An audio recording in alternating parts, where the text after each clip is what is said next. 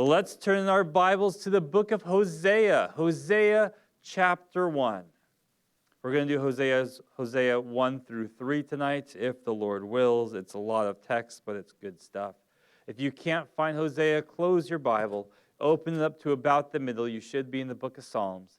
Then head to the right, past Psalms, past Proverbs and Ecclesiastes. Song of Solomon's a little one, but then you'll hit some big books like Isaiah, Jeremiah. Lamentations is a small one. Ezekiel's pretty big. And then you'll hit Daniel, which is not so big, and Hosea is right after that. If you hit Joel, you've gone too far. It's on page 474, if you need a page number. So, Hosea chapter 1. So one of the worst lies that we can believe is that we or other people are getting away with sin. We're not getting away with sin. God sees it all. But it looks that way sometimes. And if you read the Psalms, it seems like the psalmists are complaining like, man, I see evil prosper and I see good suffer. What's up with that? But that's because it is not yet the end. You know all those movies you watch where the bad guy seems to be winning in the beginning? And the good guy never just like sweeps in and beats the bad guy right away.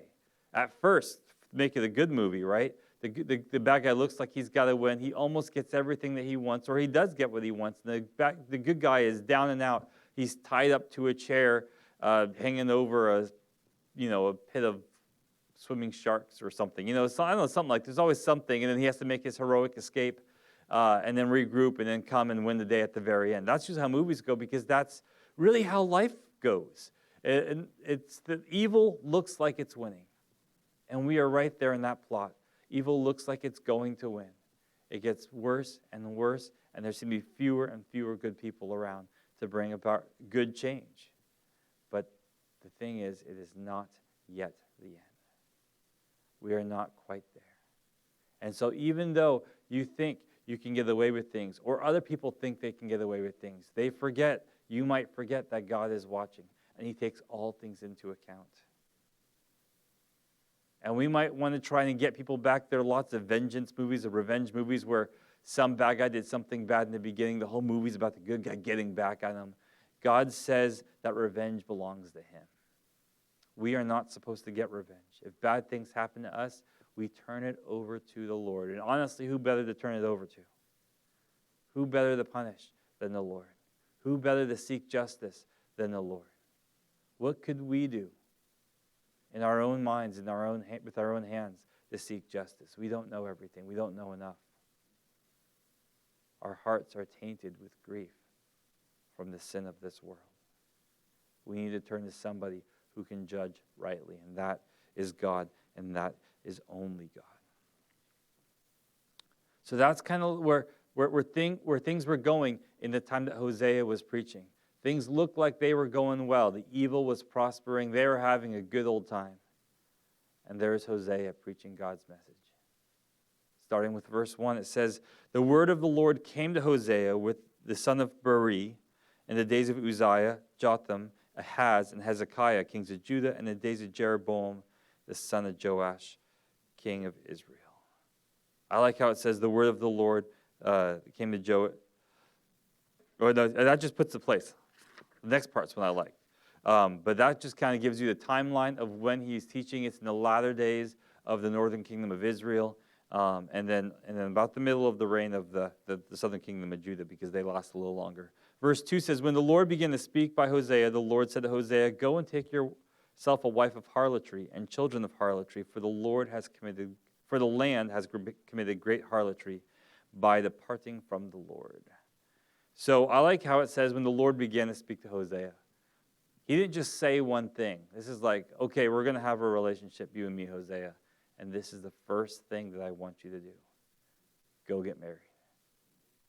Except you're going to marry a wife of harlotry. Whether she was already a harlot, which so many women were in those days because the cults, the false idols, required temple prostitution, which is a whole thing I don't want to get into.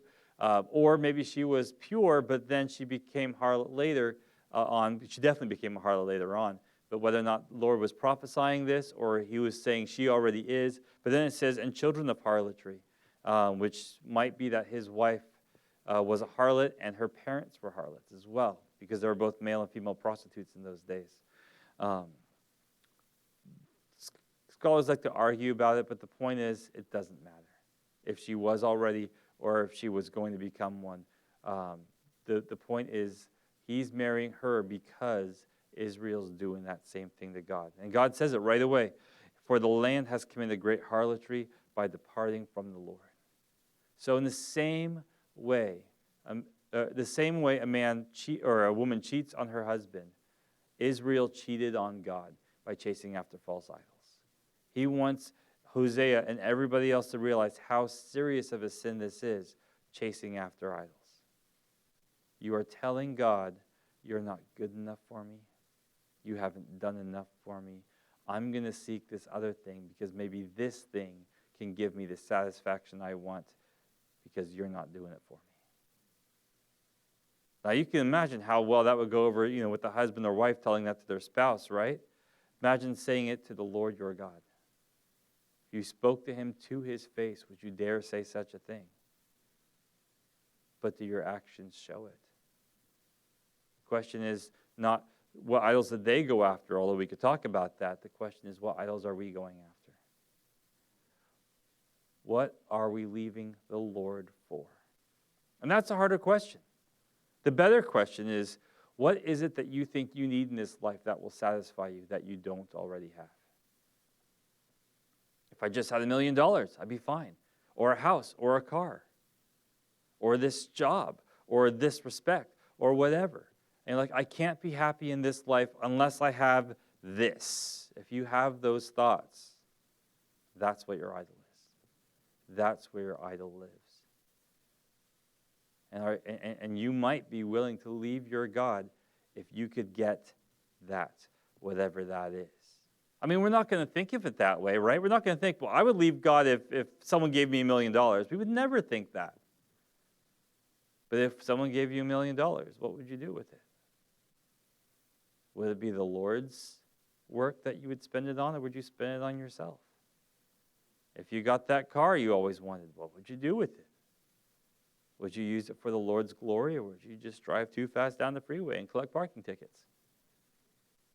Parking tickets, speeding tickets. Yes. You're driving so fast, it's like you're already there. Thank you. And so it's just like our idols are all around us. Our false gods are all around us. We think we would just be happy if we got the right guy in political office. But you know what? That's not going to work either. We have to trust in the Lord and only in the Lord. If we can't find our happiness in Him who is everything, nothing else will do it for us. Hosea obeyed them, by the way. Verses 3 through 5 say, so he went and took Gomer, the daughter of the blame, because he was to blame for all this? I don't know. And she conceived and bore him a son. Then the Lord said to him, call his name Jezreel. For a little while I will avenge the bloodshed of Jezreel on the house of Jehu, and bring an end to the kingdom on the house of Israel. It shall come to pass in that day that I will break the bow of Israel in the valley of Jezreel. I like this part of the study because it's history. The Lord is referring to Jehu the king, who is the current king, Jeroboam's great-grandfather, right? And there was this evil king before called King Ahab. You guys know King Ahab, right? He's not the guy chasing the white whale, same name. But he's the guy who really didn't do anything except for what other people told him to. When Elijah told him to do something, he would do it. But then when his wife Jezebel told him to do something, he'd do that too. And Jezebel always told him to do evil things.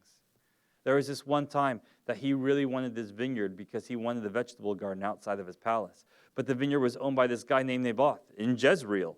And so he goes to Naboth and says, hey, I really want your vineyard for a vegetable garden because it's right outside my window. I can look out the window and see it. Will you please sell it to me? Or I'll give you another land somewhere else. We'll just do a trade. And Naboth is like, no, I can't sell it to you because this is my possession from the Lord. The law says this must stay in my family. And Ahab, the mighty king, went home and cried. And he pouted and he threw a temper tantrum. Naboth won't give me his field.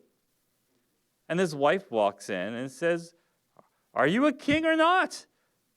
Take it from him. Never mind, I'll do it.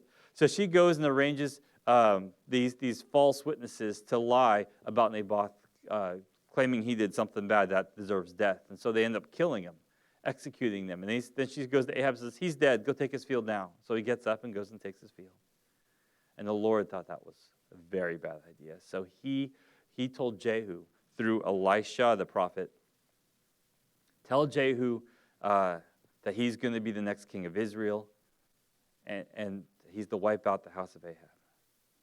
So Jehu does. Good news to him. So he goes and he wipes out Israel like the next day, right? And he kills Ahab. No, it wasn't the next day. It was later because it was Ahab's son that he killed. So he killed Ahab's son, and then he killed all of Ahab's descendants. He killed Jezebel. Well, he killed Jezebel. We'll just say that. He killed her. But really, he got eunuchs to throw out the window. That's a whole different story, too. So he ends up killing all of them, all of Ahab's descendants, so no one from Ahab's family can claim the throne. And just for good measure, he kills the king of Judah, too, because he happened to be around. And God thought he went too far. And so God says, I will repay Jehu for going too far, and I will bring blood upon his line as well. So his great-grandson Jeroboam's on the throne. His son is the one who is going to die. And he's going to die by the hand of the Assyrians. So this is future for Hosea, past for us. In 722, the Assyrian army came and invaded Israel. And they killed all of Jehu's descendants. Where? In the valley of Jezreel. Where this, just like God said in this verse. So his name, call him Jezreel, reminds of blood past and blood to come. There's another name for the valley of Jezreel, by the way. It's also called the valley of Armageddon. That's where another big battle is going to take place in the future. And that's not prophesied in this verse, but just so you kind of know where it is, that's where it is. It's also that same valley. Different names because the different cities that are there. So that's Hosea's first son, Jezreel, with a lot of significance in his name. In verses 5 through 7, and she conceived him again and bore a daughter. Then God said to him, call her name Lo-Ruhamah, for I will no longer have mercy on the house of Israel, but I will utterly take them away. Yes, I will have mercy on the house of Judah, will save them by the Lord their God, and will not save them by the bow, nor by sword or battle, by horses or horsemen. So call her Lo-Ruhamah, which means not pitied. No mercy, not pitied. The idea of that name is your father doesn't care about you, or you don't even know who your father is. That's the kind of meaning behind that name. What a name for a daughter. How horrible would that be? But it's a prophetic name because it's not just about her, it's about the whole country of Israel. God is saying to the people, you are no longer my children. Your father is really the false god that you, and he doesn't care anything about you. He's not there. You're not pitied by anyone because you've left me to chase those false gods. Now when she had weaned, verses 8 and 9, when she had weaned Lo-Ruhamah, she conceived and bore a son. Then God said, call his name Lo-Ami, for you are not my people, and I will not be your God. God's saying, I am letting go. God's wrath, by the way, is letting go. There's so much that God does for us that we don't even know. That all he's got to do is release his grip, and the enemy comes to take us. So 3 kids, 3 prophetic names. Verse 10, yet, and I like this yet the number of the children of Israel shall be as the sand on the sea, which cannot be measured or numbered. And it shall come to pass in the place where it is said to them, you are not my people, there it shall be said to them, you are sons of the living God. So first is Jezreel, bloodshed's coming, judgment's coming. Then you are not pitied, you are not my people. But in the end, there's going to be a lot of you. And the people who we said you are not my people, now you're going to be called sons of the living God. Harsh times, punishment for sin, but in the end, restoration. Verse 11 says, then the children of Judah and the children of Israel shall be gathered together and appoint themselves one head, and they shall come up out of the land, for great will be the day of Jezreel. Okay, so there's where it talks about that Armageddon battle, because you know what happens in that Armageddon battle? The world gathers together to fight. They try to fight against Jesus, and they lose. Jesus comes back. He defeats them all by the sword that comes out of his mouth. I have no idea what that's going to be like. You're going to see it, though, when we get there. And then he sets up his millennial reign, and he reigns for 1,000 years. The Jews have a prominent place in the world. That's where they're called the sons of God. That's where they are innumerable, like the sand on the seashore. And we get to be there too. What our capacity is, I don't really know. It says we're going to rule and reign with him, so I assume that's during the millennial reign. How are we going to reign? Don't know. The Bible doesn't say. And I'm not really worried about it. I'm sure there will be like a crash course or on-the-job training when we get there. He'll tell us what to do when it's time to do it. Right now, we just look forward to it. Chapter 2, verse 1 says, "Say to your brethren, my people, and to your sisters, mercy is shown."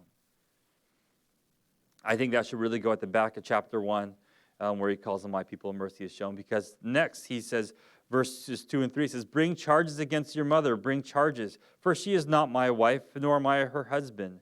Let her put away her harlotries from her sight, and her adulteries from between her breasts, lest I strip her naked and expose her as in the day she was born, and make her like a wilderness, and set her like a dry land, and slay her with thirst." There's some powerful imagery here. Back in that day, if your wife was unfaithful to you, you would take her to the elders, and if they found her guilty, the punishment was execution by stoning.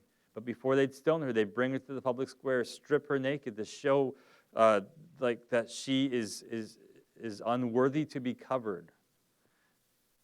And then they would stone her. The husband usually would throw the first stone because he was the one offended, but then the whole community would jump in and throw stones, and that's how they executed people over there. And my guess is they execute people that way over there because there's so many rocks. If you've ever been to Israel, everywhere, just rocks piled up everywhere. And God says, I'm going to do that to the country. I'm going to stop the rain from coming. It's going to be bare. Think of like going to the Death Valley, right? And walking along the ground there, and it's just dry and it's cracked, like the ground doesn't even want to be next to each other. And it's just there's all this there's nothing there. It's just rocks and dust and dirt. It's like that's what it's going to be like. We'll slay her with thirst. Verse 4 through 5 says, "I will not have mercy on her children, for they are the children of harlotry. For their mother has played the harlot. She who conceived them has behaved shamefully.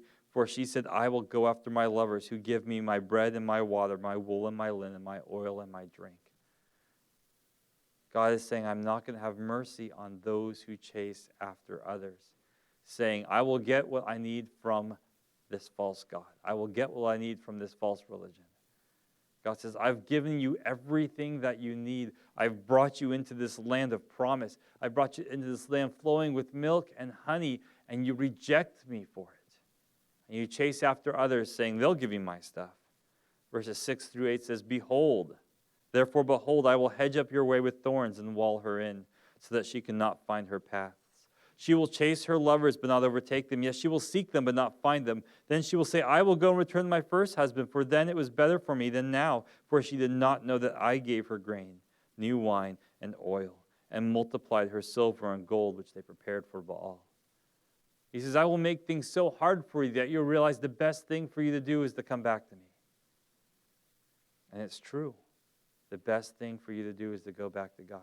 If you believe in God and you loved God at one point in your life and you've walked away from Him, your life has been so hard.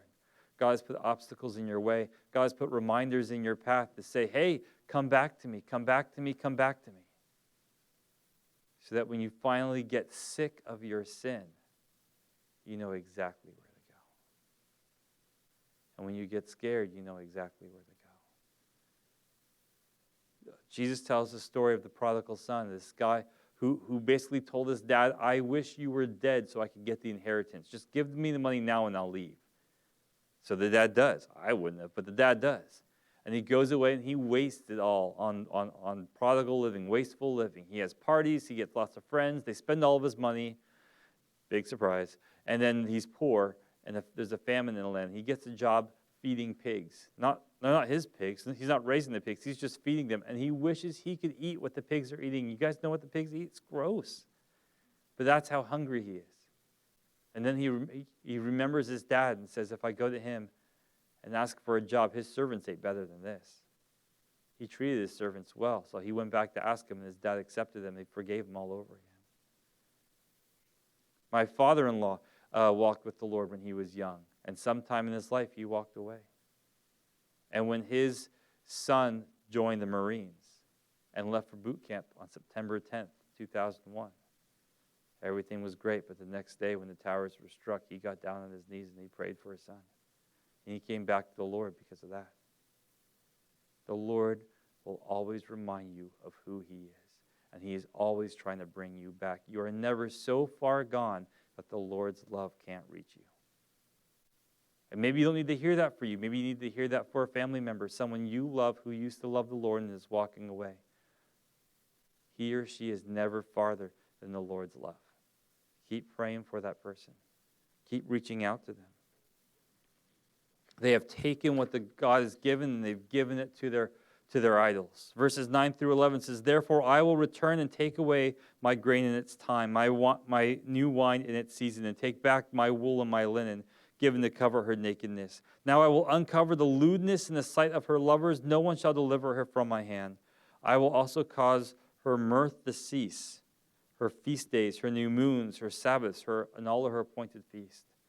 God says, I'm going to take away all of the good stuff that I continually give you so you know that you are dry without me.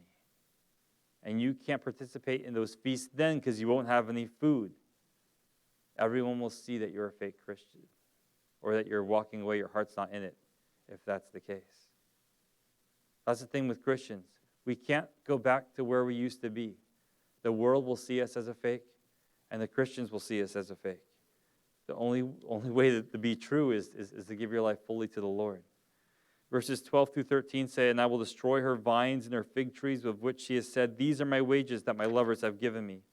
So I will make them a forest, and the beasts of the field shall eat them. I shall punish her for the days of the Baals which she burned incense. She decked herself with earrings and jewelry and went after her lovers, but me she forgot, says the Lord." God's going to leave the land desolate. That the vineyards they plant, all the vegetables that they're growing, the animals are going to come eat them. Verses 14 and 15 say, "Therefore, behold, I will allure her, will bring her back into the wilderness and speak comfort to her. And I will give her vineyards from there, and the valley of Achor as a door of hope. She shall sing there as in the days of her youth, and in the day when she came up from the land of Egypt." This is the yet part. This is the I'm going to punish you, but then I will bring you back. And he talks about the valley of Achor. When Joshua was leading the Israelites into the promised land, their first obstacle was Jericho. Huge, fortified city. They had no idea how they were going to defeat it. Then God came and told them, walk around it. Once each day for 6 days, and on the seventh day, walk around it 7 times. Then yell, play the trumpets, and the walls are going to fall down. Sounds crazy, but he's God, so let's do it. They did exactly that, and everything fell down. God instructed them, do not take anything from the city.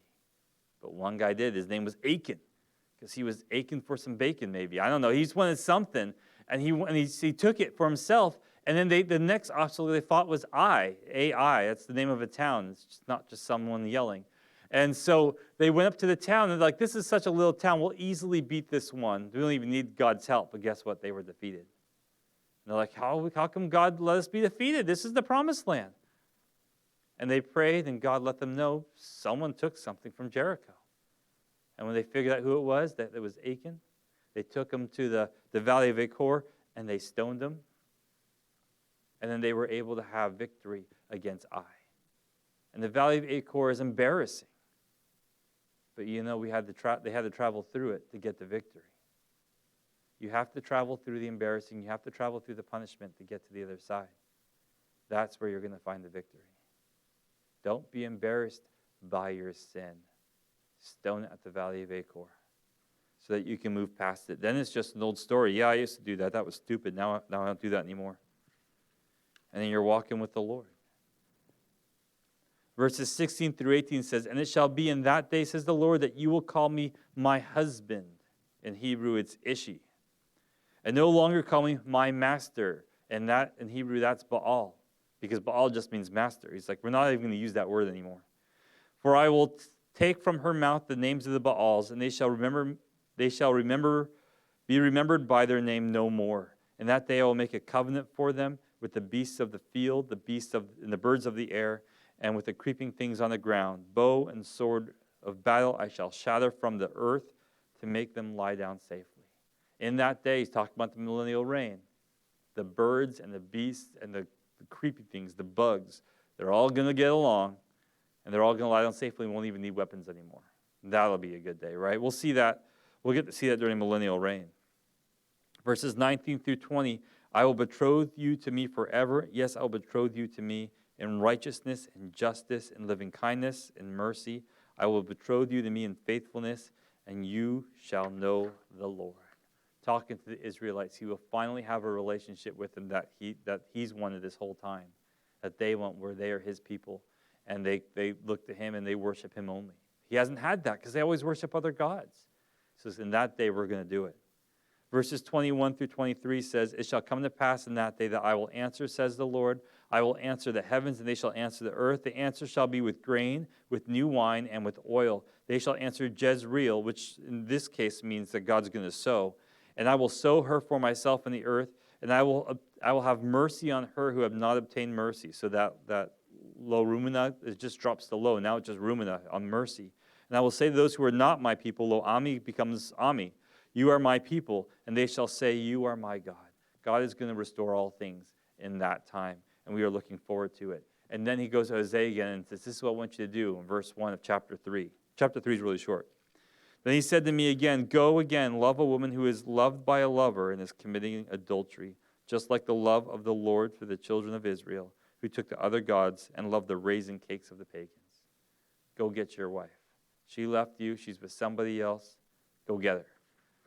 It's just like the God's going to get the Israelites who love raisin cakes, cakes of raisins. That's just the food that they use to worship Baal. There's nothing more than that. Verses 2 and 3, so I bought her for myself for 15 shekels of silver and 1.5 omers of barley, an omer for a gomer. And I said to her, you shall stay with me many days, and you shall not play the harlot, nor shall you have a man. So I too will be toward you. So he goes and pays for her for 15 shekels of silver, which usually the price of a slave is 30 shekels of silver, so it was like half price. Either she was not very good and she was worth less, or my personal theory is that's just all the money that Hosea had. I think he's just like, I'm spending everything I have together, and all I got is 15 shekels. And an omer and a half of barley, that's horse food, right? It's like he didn't have people food. It's like, I'll give you this. It's just everything I got. And the guy's like, yeah, sure, fine. And he sells her back to him. That's my guess. I don't know exactly how that goes down. But the reason I guess that is because when Jesus died on the cross, he paid everything that he had for us. It wasn't a small price that he paid to get us back. And I don't think it's a small price that Hosea pays to get Gomer back. And he tells her, you stay home, you stay with me, I stay with you. He is restoring that relationship. Can you imagine how Gomer feels? I mean, she sinned against him. She broke his heart, and she knows it. She chased after other guys, and she knows it. She's worthless to these guys now, and she knows it. She's like, nobody would want me. Why would anybody want me now? And then he comes in and says, I want you. I want you. And it's like, don't you find me disgusting now? Don't you hate me for what I did to you? And he says, come home with me. I love you. He has the right to kill her. But he takes her home, takes care of her. He cherishes her. And this is how God does it to us. Because you sin. You have sin, you continue to sin, you will sin. And there's going to be a voice in you that says, I'm disgusting. Why would God want me? And if you can hear God's voice at that moment, he will say, because I love you. Because you are mine. And when you told me that you would be my child and I would be your God, I took it seriously, and you will continually be mine. And no matter how dirty my children get, I wash them over and over again. You ever feel like, I washed them yesterday, and now he's dirty again? That's what happens, right? You just keep washing them. Because they're your child. If it's somebody else's child, you say, go home, let your mom wash you. But you're my child, so I'm going to wash you. Because you're mine, I'm going to take care of you. God does that to us. And you can't go so far where God's love cannot reach. Verses 4 and 5. For the children of Israel shall abide many days without king or prince, without sacrifice or sacred pillar, without ephod or teraphim. Afterward, the children of Israel shall return and seek the Lord their God and David their king. They shall fear the Lord and his goodness in the latter days. They're going to have a time where they don't have a king, which they haven't had a king since they got captured by Babylon in, what was that, 586 BC? And so they haven't had a king since then, and then they're going to come back and they're going to seek out the Lord again. And people think, well, in 1948, they entered into the land again. This is the fulfillment of the prophecy. It's a miracle. I'm going to give you that, but it's not the fulfillment of this prophecy. I know this because they are not seeking the Lord in Israel right now. They're seeking their own greatness. They're seeking to restore the greatness of the kingdom, but they're not seeking out the Lord. There is no spiritual revival that I know of anyway happening in Israel at this time. But there will be. And we'll be around to see it. Not because it's going to happen so soon, although I hope it does. It's because it's going to be during the millennial reign when Jesus comes back. They're going to be like, this is our king. And they're going to know it's his king because he wipes out all of the enemies at once. And there will be a spiritual revival of Israel in that day. And we get to be beside them riding horses. I don't know if they're white, riding horses. And I'm not very good at riding horses. I mean, I can sit on the horse, but it's not like I can tell it where to go or anything. Maybe there'll be a lesson before we get going there. This is how you ride the horse. Maybe not, who knows. But I know this one thing, I'm going to be there. I'm going to be there when this verse is fulfilled, and I'm going to enjoy it. I hope you'll be riding with me. Let's pray. My Lord Jesus, you are an amazing God. Thank you so much that we can come before you. And we can honor you, Lord, even though we're sinners. Even though we've messed up. We're not Hosea in this message, we're Gomer. Hosea is the one who saves Gomer just like you saved us. And even after you saved us, even after you've joined with us, we mess it up. We go do the stuff we used to do before. But still you come after us, Jesus. Still you love us. We can't fathom in our own minds why you love us so much. And all you tell us is that because we're yours. We don't feel worthy to be. But that doesn't matter to you, Jesus. Your love is so great that we can never run away from it. We should just stop trying and accept your love in our hearts. And if there's anyone today who is not yet a Christian, but you want this love of God, who will always chase you, who will always find you, who will always seek you, if you want that to be true for your life, realize that you are a sinner and the wages of sin is death. But Jesus died on the cross to pay that penalty for you, to pay that death for you so that you could live for him.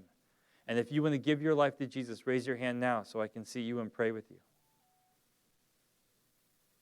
And if there's anyone out there who is already a Christian, but you've been running from Jesus, and you want to come back to him, you realize right now that his love is greater than your sin, and you just want to say sorry and come back to him. If that's you, raise your hand, and I'll pray with you too.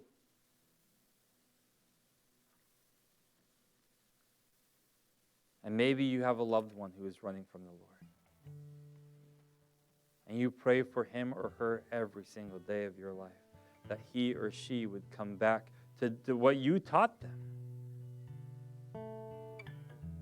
If that's true, if that's you, pray this prayer with me. Dear Jesus, I am no better than the people I am praying for.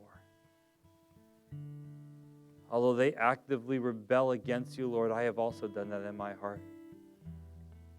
But you have saved me, Jesus. You have loved me, and you have brought me back. And I pray, Lord, that you would do the same for my loved one. Bring them back, Lord, so that they could love you again the way they used to, the way that I do now. That they could experience that forgiveness and that peace and that mercy and that loving kindness that you are every single day of my life and every single day of their lives. Lord, that they would be yours again and that we would be one, like you and the Father are one, just as you prayed in that garden. Let it be so in our lives. Pray this in your name, Jesus.